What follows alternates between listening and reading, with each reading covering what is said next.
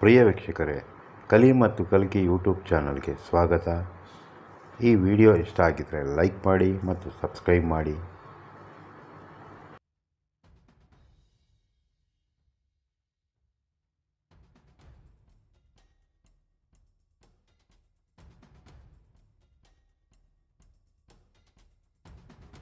ಪ್ರಿಯ ವೀಕ್ಷಕರೇ, ಎಲ್ಲ ದಿಕ್ಕಿನಿಂದಲೂ ಅತ್ಯಾಚಾರ, ಲೈಂಗಿಕ ದೌರ್ಜನ್ಯಗಳ ಸುದ್ದಿಗಳು ಅಪ್ಪಳಿಸುತ್ತಿವೆ. ಹಳ್ಳಿ, ಪಟ್ಟಣ, ನಗರ, ಮಹಾನಗರ, ನಾಗರಿಕ ಸಮಾಜ ಕಟ್ಟಿಕೊಂಡ ಯಾವ ವ್ಯವಸ್ಥೆಗಳೂ ಈ ಅಪಚಾರದಿಂದ ಹೊರತಲ್ಲ. ಇಂಥ ದುಷ್ಕೃತ್ಯ ಎಸಗುವವರನ್ನು ಕಠಿಣ ಶಿಕ್ಷೆಗೆ ಗುರಿಪಡಿಸಬೇಕು ಎಂಬ ಆಗ್ರಹ ಭಾರತದಲ್ಲಿ ಜೋರಾಗುತ್ತಿರುವಾಗಲೇ ಅತ್ತ ಇಟಲಿ ಪ್ರಧಾನಿ ಜಾರ್ಜಿಯಾ ಮೆಲೋನಿ ಇಟಲಿ ಸರ್ಕಾರ ಸದ್ದಿಲ್ಲದೆ ಕೆಮಿಕಲ್ ಅಸ್ತ್ರವನ್ನು ಪ್ರಯೋಗಿಸಲು ಹೊರಟಿದೆ. ಕೆಮಿಕಲ್ ಕ್ಯಾಸ್ಟ್ರೇಷನ್ ಮೂಲಕ ಪುರುಷತ್ವದ ಹಾರ್ಮೋನ್ಗಳನ್ನು ತಗ್ಗಿಸಿ ಆತನನ್ನು ಸಂಪೂರ್ಣ ನಪುಂಸಕಗೊಳಿಸಲು ತಯಾರಿ ನಡೆಸಿವೆ. ಸರ್ಕಾರಗಳು ಯಾವುದೇ ದಿಟ್ಟ ಹೆಜ್ಜೆ ಇಡಲು ಹೊರಟಾಗ ಪ್ರತಿಪಕ್ಷಗಳ ಅಪಸ್ವರ ಇದ್ದಿದ್ದೇ.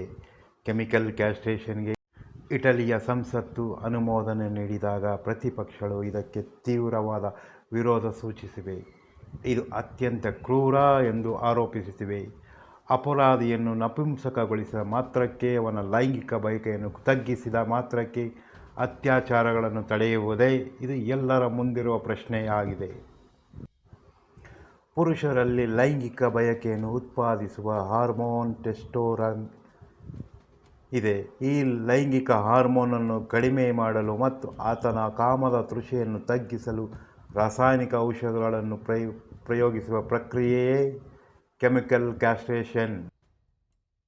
ಈ ಕೆಮಿಕಲ್ ಕ್ಯಾಸ್ಟ್ರೇಷನ್ಗೆ ಒಳಪಟ್ಟ ವ್ಯಕ್ತಿಯಲ್ಲಿ ಟೆಸ್ಟೋಸ್ಟೆರಾನ್, ಎಸ್ಟ್ರೋಡಿಯಲ್ ಹಾರ್ಮೋನುಗಳ ಉತ್ಪತ್ತಿ ಕಡಿಮೆಯಾಗುತ್ತದೆ. ಅದೇ ಸಮಯಕ್ಕೆ ಆ ವ್ಯಕ್ತಿಯಲ್ಲಿ ಲೈಂಗಿಕ ಬಯಕೆ ಕಡಿಮೆ ಇರುತ್ತದೆ. ಲೈಂಗಿಕ ಅಪರಾಧಿಗಳಿಗೆ ಈ ಕೆಮಿಕಲ್ ಕ್ಯಾಸ್ಟ್ರೇಷನ್ ಮುಖಾಂತರ ಇಂಜೆಕ್ಷನ್ ರೂಪದಲ್ಲಿ ನೀಡಲಾಗುತ್ತದೆ. ಈ ವೇಳೆ ಮುಖ್ಯವಾಗಿ ಬಳಕೆಯಾಗುವ ಔಷಧಗಳು 3 ವಿಧದ್ದು. ಈ ಔಷಧಿಗಳು ಒಂದನೆಯದಾಗಿ ಸ್ಟೆಪ್ರೋಟೆರಾನ್ ಅಸಿಟೇಟ್, ಮೆಡ್ರೋಕ್ಲಿಪ್ಟೋಜೆಸ್ಟೆರಾನ್ ಅಸಿಟೇಟ್ ಮತ್ತು ಕೊನೆಯದಾಗಿ LHRH.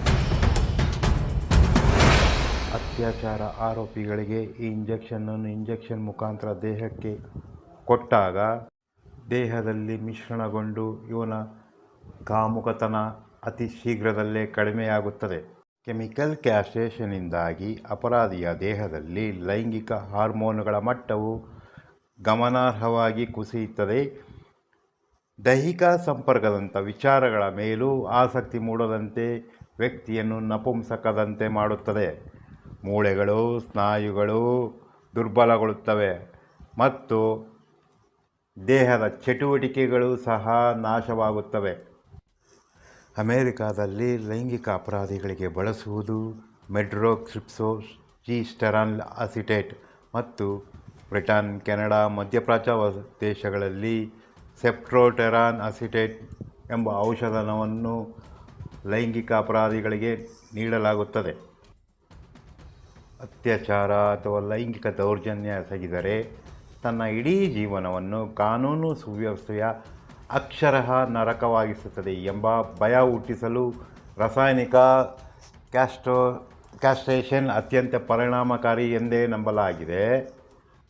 ಪುರುಷ ಸಮಾಜದಲ್ಲಿ ಇದು ಮಾನಸಿಕ ಒತ್ತಡವನ್ನು ಸೃಷ್ಟಿ ಮಾಡಿಬಿಡಬಹುದು. ಅಲ್ಲದೆ ಲೈಂಗಿಕ ಅಪರಾಧಗಳ ಬಗ್ಗೆ ಮಕ್ಕಳಲ್ಲಿ ಅರಿವು ಹೆಚ್ಚಾಗಿಸುವ ಸಾಧ್ಯತೆ ಇದೆ. ಆದರೆ ಭಾರತದಲ್ಲಿ ಇಂತಹ ಕಾಯ್ದೆಯನ್ನು ಜಾರಿಗೊಳಿಸುವುದು ಕಷ್ಟ ಸಾಧ್ಯವಾಗಿದೆ. ಭಾರತ ದೇಶದಂಥ ದೇಶಗಳಲ್ಲಿ 30% ಶಾಸಕರು, ಸಂಸದರು ಲೈಂಗಿಕ ದೌರ್ಜನ್ಯ ಪ್ರಕರಣವನ್ನು ಎದುರಿಸುತ್ತಿದ್ದಾರೆ. ಇಂಥ ಜನಪ್ರತಿನಿಧಿಗಳು ತಮ್ಮ ವಿರುದ್ಧವೇ ಏಕೆ ಕಾನೂನು ರೂಪಿಸುತ್ತಾರೆ ಅಲ್ಲವೇ? ಇದು ಮುಖ್ಯ ಪ್ರಶ್ನೆ ಎನಿಸುತ್ತದೆ. ಆದರೂ ಸಹ ಇದರ ಜಾರಿಗೆ ಭಾರತವು ಒಮ್ಮೆ ಒಲವು ತೋರಿತ್ತು. 2011ರಲ್ಲಿ ಕೆಮಿಕಲ್ ಕ್ಯಾಸ್ಟ್ರೇಷನ್ ಶಬ್ದ ಮೊದಲ ಬಾರಿಗೆ ಭಾರತದ ಕಿವಿಗೆ ಬಿತ್ತು. ಅತ್ಯಾಚಾರ ಪ್ರಕರಣವೊಂದರ ತೀರ್ಪು ನೀಡುವಾಗ ದಿಲ್ಲಿ ಸೆಷನ್ ಕೋರ್ಟ್ ಜಡ್ಜ್ ಕಾಮಿನಿ ಲಾವು ಹೀಗೆ ಹೇಳಿದ್ದರು: ಅತ್ಯಾಚಾರಿಗಳಿಗೆ ತೀರ್ಪು ನೀಡುವಾಗ ನನ್ನ ಕೈಗಳು ಈ ನೆಲದ ಕಾನೂನು ಕಟ್ಟಿ ಹಾಕಿದ ಅನುಭವವಾಗುತ್ತದೆ. ಈ ನೀಚರಿಗೆ ಹೆಚ್ಚೆಂದರೆ 7 ವರ್ಷ ಶಿಕ್ಷೆ ನೀಡಬಹುದಷ್ಟೇ. ನಾಗರಿಕ ಸಮಾಜ ಎಚ್ಚೆತ್ತುಕೊಳ್ಳಲು ಇದು ಪ್ರಶಸ್ತ ಸಮಯ.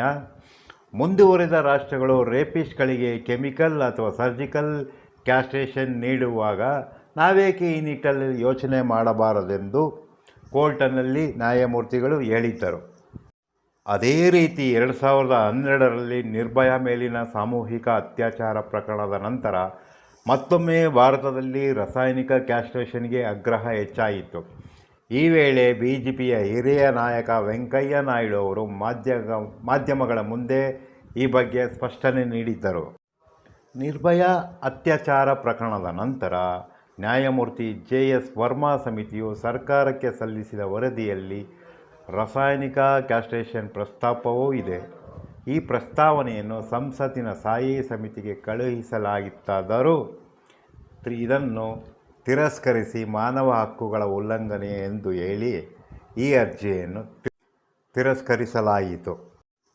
2020 ಸೆಪ್ಟೆಂಬರ್ನಲ್ಲಿ ಲಾಹೋರ್ನ ಹೆದ್ದಾರಿಯಲ್ಲಿ ತನ್ನ ಮಕ್ಕಳೊಂದಿಗೆ ಹೋಗುತ್ತಿದ್ದ ಮಹಿಳೆಯ ಮೇಲೆ ದುರುಳರು ಸಾಮೂಹಿಕ ಅತ್ಯಾಚಾರ ಎಸಗಿದರು. ಈ ಬಗ್ಗೆ ಪಾಕಿಸ್ತಾನಾದ್ಯಂತ ತೀವ್ರ ಪ್ರತಿಭಟನೆಗಳು ನಡೆದವು. ಈ ವೇಳೆ ಇಮ್ರಾನ್ ಖಾನ್ ಕ್ಯಾಬಿನೆಟ್ ಅತ್ಯಾಚಾರ ಅಪರಾಧಿಗಳ ಬಗ್ಗೆ ತನಿಖೆ ನಡೆಸಿ ರಾಸಾಯನಿಕ ಕ್ಯಾಸ್ಟ್ರೇಷನ್ಗಾಗಿ ಸುಗ್ರೀವಾಜ್ಞೆಯನ್ನು ಹೊರಡಿಸಿತು.